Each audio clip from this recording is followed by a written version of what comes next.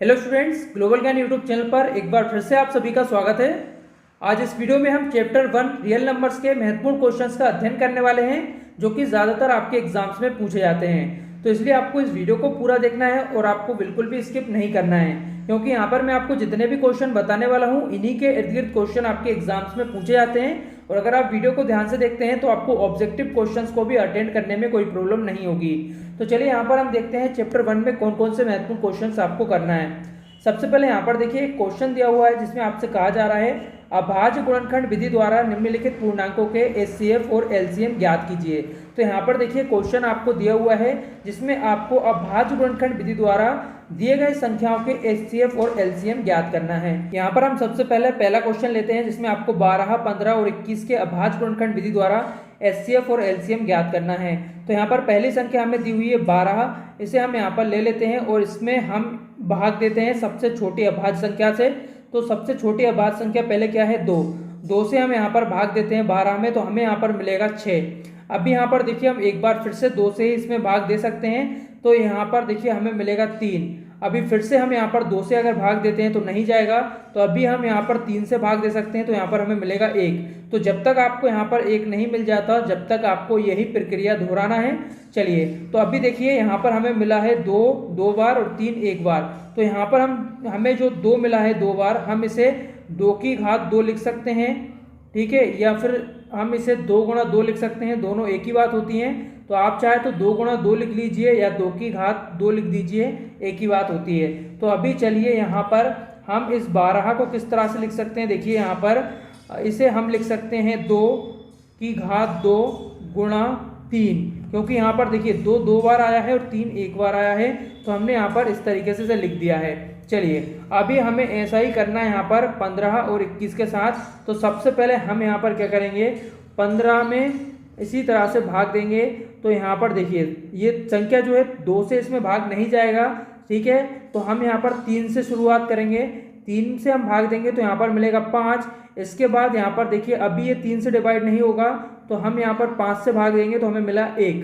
चलिए तो अभी यहाँ पर देखिए हमने जैसे 12 को लिखा था, इसी तरह से आप 15 को किस तरह से लिख सकते हैं, 3 गुणा 5 आप यहाँ पर लिख सकते हैं, 3 गुणा 5 आप यहाँ पर लिख सकते हैं। इसके बाद यहाँ पर देखिए है 21, ठीक है, 21 आप इसको क्या कर सकते हैं, इसमें आप फिर से भाग देंगे तो यहाँ पर देखिए 3 से ये डिवाइड हो सकता है, फिर ये अगली यहाँ पर संख्या यहाँ पर 7 से भाग जा सकता है, ठीक है। तो हमें यहाँ पर 3 और 7 मिल गया है। तो चलिए अभी 21 को आप इसी तरह से लिख दीजिए, तो कितना मिलेगा आपको 3 गुणा 7, ठीक है। तो ये आपको मिल गया है। तो अभी आपने तीनों के यहाँ पर अभाज्य गुणनखंड ज्ञात कर लिए हैं। इसके बाद हमें इस क्वेश्चन में आगे क्या करना है, देखिए एचसीएफ और एलसीएम ज्ञात करना है। तो अभी हम एचसीएफ और एलसीएम किस तरह से ज्ञात कर सकते हैं वो देख लीजिए। तो सबसे पहले हम यहाँ पर एचसीएफ ज्ञात करेंगे। देखिए एचसीएफ ज्ञात करने के लिए आपको क्या करना है, यहाँ पर जितनी भी आपको संख्याएं मिली हैं अभाज्य गुणनखंड, उसमें आपको देखना है तीनों में कॉमन संख्या कौन सी है, तीनों में जो संख्या आई हुई है वो कौन सी है। तो देखिए 2 जो है वो सिर्फ यहाँ पर हमें पहली संख्या में मिला है 12 में, इसके बाद किसी और संख्या में नहीं मिला है। लेकिन हम यहाँ पर देखें 3 जो है वो हमें तीनों में मिला है, तो हमें यहाँ पर 3 तीनों में मिला है, तो हम यहाँ पर एक बार 3 को लिख लेते हैं, क्योंकि यहाँ पर 3 की सबसे जो कम घात है वो यहाँ पर 1 है। चलिए इसके बाद यहाँ पर हमें निकालना है एलसीएम। यहाँ पर आपका एचसीएफ आ चुका है, एलसीएम अब हम देखेंगे। तो एलसीएम में आपको क्या करना है, यहाँ पर आपने जितनी भी संख्याएं ली हुई हैं वो सभी संख्याएं आपको यहाँ पर लेना है, लेकिन आपको वहाँ पर सबसे ज़्यादा घात का ध्यान रखना है। जैसे कि यहाँ पर देखिए 2 आया हुआ है, 3 आया हुआ है, 5 भी आया है और 7, तीनों में जितनी भी संख्या आई हुई है वो सारी संख्याएं हमें यहाँ पर लिखना है। तो चलिए 2 हम लिख लेते हैं, लेकिन 2 अधिकतम कितने बार आया है, 2 बार आया है, 2 की घात 2। फिर इसके बाद गुणा आप लगाइए, 3 आप यहाँ पर देखिए तीनों में आया है, तीनों में सबसे ज़्यादा कितनी बार आया है, 1 ही बार आया है, तो हम 3 लिखेंगे यहाँ पर 1 बार, ठीक है। अगर यहाँ पर 1 और 3 होता तो हम यहाँ पर 1 बार और 3 लिखते, लेकिन यहाँ पर अभी क्या है, हमें अधिकतम 1 ही बार यहाँ पर 3 मिला है, तो हम 1 ही बार यहाँ पर 3 को लेंगे, ठीक है। अब देखिए यहाँ पर अगली संख्या यहाँ पर कौन सी है, 5 यहाँ पर है, तो 5 को आप ले लीजिए। इसके बाद यहाँ पर एक और संख्या बच रही 7। अभी आपको बस कुछ नहीं करना है, सभी का आपको गुणा कर देना है, तो आपको यहाँ पर मिल जाएगा 420। यही आपका यहाँ पर आंसर है। तो आपने यहाँ पर HCF और LCM ज्ञात करना सीख लिया है, आसानी से देखिए आप इन्हें ज्ञात कर सकते हैं। तो काफ़ी ज़्यादा इजी क्वेश्चन होता है और एग्जाम में आपके आता है, तो आप ध्यान से वीडियो को देखिए। अगर आपको समझ नहीं आता है तो आप फिर से देख सकते हैं। और यहाँ पर मैं आपको बता दूं, हम सिर्फ IMP क्वेश्चंस देख रहे हैं। अगर आप डिटेल में वीडियो चाहते हैं चैप्टर 1 पर, तो वो मैंने ऑलरेडी बनाई हुई है, जो कि आपको हमारे प्लेलिस्ट में मिल जाएगी, तो वहां जाकर आप देख सकते हैं। तो यहाँ पर देख सकते हैं ये क्वेश्चन जो है कितना ईजी था। अब यहाँ पर 2 क्वेश्चन और दिए हुए हैं, ये आप खुद से कर देखिएगा और इनके आंसर जो है वो आप कमेंट करके बताइए आपके क्वेश्चन, आपके आंसर जो है आपसे सही आते हैं या नहीं आते हैं। अगर कोई प्रॉब्लम आती है तो आप कमेंट करके बता सकते हैं, हम एक और वीडियो में बचे हुए सवालों को भी हल करके देखेंगे। अभी हम यहाँ पर देखते हैं एक अगला टाइप का सवाल जो कि आपके एग्जाम में पूछा जाता है। अब यहाँ पर देखिए एक और सवाल है जो कि अलग टाइप का है, और यहाँ पर ये क्वेश्चन भी उतना ही ज़्यादा महत्वपूर्ण है और आपके एग्जाम में पूछा जाता है, तो इसे भी आपको ध्यान से करना है। तो यहाँ पर आपसे कहा जा रहा है HCF आपको दिया गया हुआ है 2 संख्याओं का जो कि 9 है, और यहाँ पर आपको LCM इसका ज्ञात करना है इन्हीं 2 संख्याओं का। तो यहाँ पर ऐसे सवालों को आप कैसे हल कर सकते हैं, यहाँ पर आपको HCF पहले से दिया हुआ है और आपसे LCM पूछा है और आपको 2 संख्याएं भी दी हुई हैं। तो यहाँ पर देखिए आपको एक सूत्र ध्यान रखना है, और ये जो सूत्र है वो कई बार आपके ऑब्जेक्टिव क्वेश्चन में डायरेक्ट पूछा जाता है। तो यहाँ पर देखिए सूत्र क्या है, HCF गुणा LCM बराबर N1 इंटू N2। अब ये N1 इंटू N2 क्या है, ये 2 संख्याएं हैं। तो यहाँ पर जैसे कि आपको 2 संख्याएं दी हुई हैं, यही 2 संख्याएं यहाँ पर N1 और N2 हैं। तो यहाँ पर हमें जो कुछ भी दिया हुआ है उसे हमें इस सूत्र में रख देना है, और इसके बाद हम इसमें आसानी से मान ज्ञात कर सकते हैं। तो सबसे पहले यहाँ पर देखिए आपको HCF दिया हुआ है कितना, 9। ठीक है, ये 2 संख्याएं हैं, इन दोनों संख्याओं का HCF आपको दिया हुआ है यहाँ पर 9। तो हम यहाँ पर HCF को लिख लेते हैं कितना है, 9। इसके बाद यहाँ पर गुणा लगा दीजिए। LCM हमें नहीं दिया है तो LCM को हम ऐसा का ऐसा लिख देते हैं यहाँ पर। इसके बाद यहाँ पर N1। अब यहाँ पर देखिए 2 संख्याएं आपको दी हुई हैं, एक है यहाँ पर 306 और एक है यहाँ पर 657।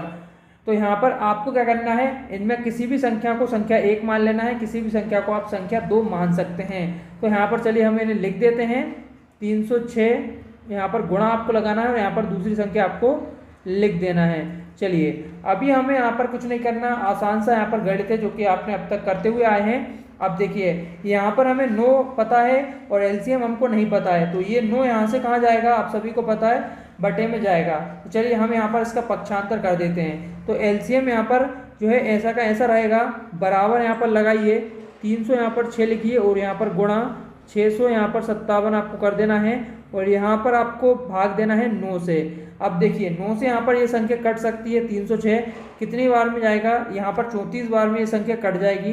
तो यहाँ पर आपको मिलेगा 34 गुणा यहाँ पर 657। चलिए अब यहाँ पर आपको इन दोनों को गुणा कर देना है, तो यहाँ पर गुणा करेंगे तो यहाँ पर आपको मिलेगा, देखिए यहाँ पर आपको ये संख्या मिल जाएगी, और ये संख्या ही आपका यहाँ पर आंसर है। तो हमने यहाँ पर कुछ नहीं किया, महत्वपूर्ण यहाँ पर एक जो है यहाँ पर फॉर्मूला, वो आपको सबसे ज़्यादा ज़रूरी है याद रखना।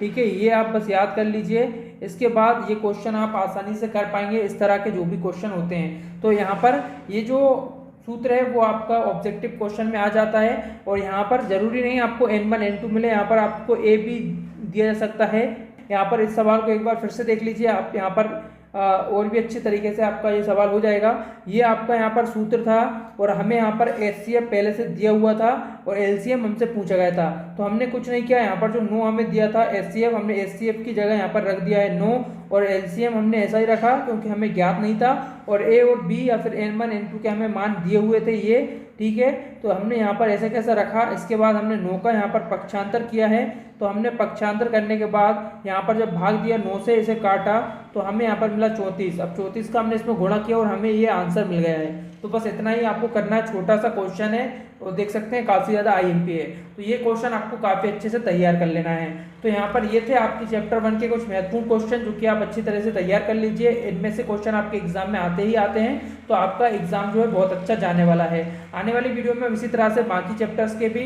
महत्वपूर्ण क्वेश्चंस का अध्ययन करेंगे। तो इसके लिए आपको चैनल को सबसे पहले सब्सक्राइब कर लेना है, और इस वीडियो को आपको लाइक करके शेयर जरूर करना है। और अगर आप आगे इसी तरह के वीडियो चाहते हैं तो इसके लिए चैनल को आप सब्सक्राइब करके रखिए, और इस वीडियो में आपको जो कुछ भी समझ नहीं आया उसे आप कमेंट करके बताइए, तो हम नेक्स्ट वीडियो में उसे डिस्कस करेंगे। इस वीडियो में इतना ही। वीडियो देखने के लिए आप सभी का बहुत बहुत धन्यवाद।